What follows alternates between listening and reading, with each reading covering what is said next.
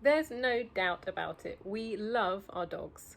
And this love affair has been going on for thousands and thousands of years. We know it happened at least 14,000 years ago, but we think it happened many, many years before that. So have you ever wondered how your dog came to be your dog?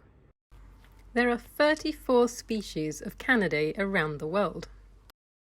The truth is, no one can tell for sure how our dogs became domesticated, not until we invent a time machine. With newer technologies, we are coming out with more evidence all the time that might point us closer to the truth. For now, we have to look at the recent studies and what evidence we can go off from the experts and make our own opinions. It looks like this all started in Eurasia, and when our ancestors started travelling around the world, they took their dogs with them. Our dogs are genetically very similar to wolves, and it's believed that our dogs and wolves shared a common ancestor. So this wolf or dog-like creature evolved into both dogs and wolves. There are two popular theories of how our dogs became domesticated. So this first theory, looking back to this colder, harsher climate, was that these wolves were attracted to our campsites, to our waste and meat scraps.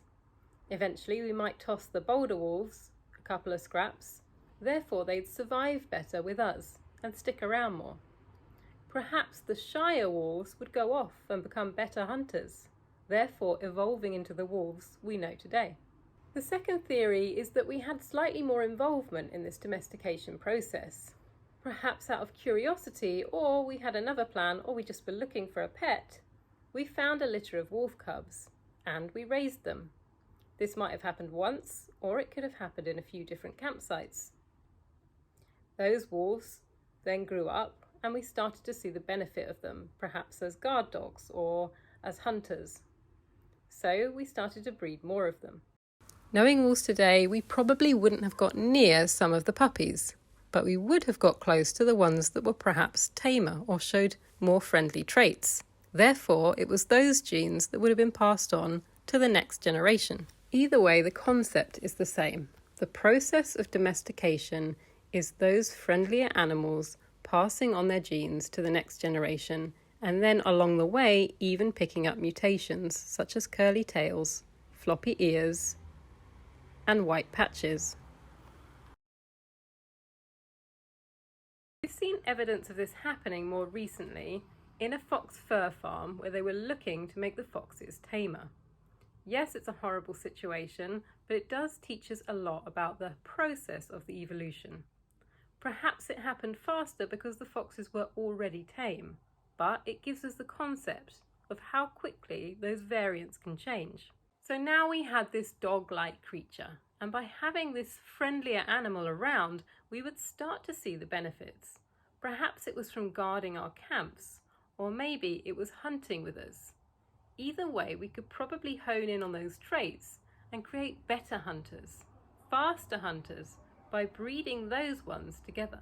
So while our initial involvement in the domestication of dogs is up for debate, we certainly started to have an input later, and we still do today. Originally, we bred our dogs for purpose. They were to work for us, hunt for us, guard us, herd for us, search for us. And you can still see these traits really strongly in our breeds today.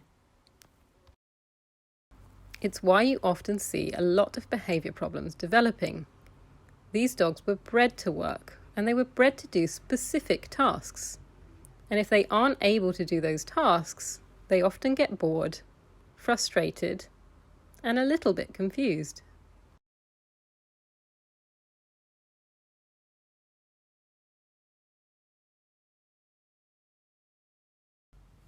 Now things are changing again, and not only are we breeding dogs just for companionship, but we're breeding them for the way they look. And what's appealing to us might not be the best for survival. Some of our breeds today, such as pugs and French bulldogs, even struggle to breathe naturally and need operations to correct this. What's appealing to us now seems to be the shorter nose and the big eyes, almost baby-like. We've come a long way from those wolf-like ancestors, but it's good to look back sometimes to understand our dogs better today and see where we're going in the future. We're no longer breeding for survival, but we're breeding for appearance.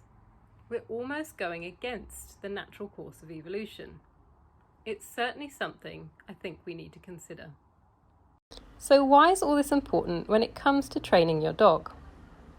While all animals learn the same, each pet and each situation is very individual. That's why when I work with you and your dog, it's all a tailor-made plan. But I'm also looking at your dog's specific breed traits and how we can fulfill their needs. So while your dog has come far from being a wolf, sometimes it's useful to look back to make sure we're moving forwards in the right direction, so that your life and your dog's life is enriched and fulfilled.